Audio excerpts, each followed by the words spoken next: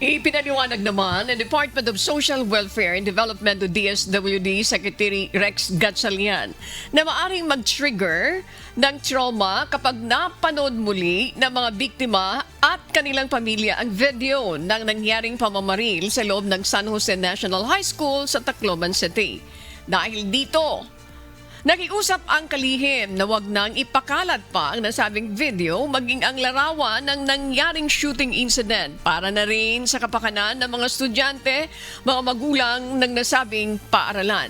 Minsan may mga pictures na hindi na dapat sana pinopost na natatandaan, umuulit yung trauma It reactivates the trauma. And marami sa aming mga social workers, sabi nga sana mapakiusapan natin yung general public na tulungan natin yung mga pamilya maghilom sa pamamagitan ng pagiging responsible natin sa pag-post ng mga pictures. Samantala, tiniyak naman ng opisyal na mapapanagot ang dalawang minor de edad sa pamamaril sa kanilang ginawa.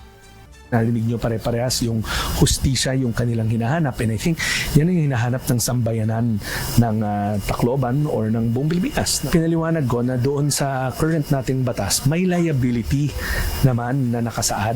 Inassure ko sila na yung dalawang suspect or yung dalawang assailant ay nasa kustodiya na ng DSWD, nasa isang facility na natin, and I assure them that.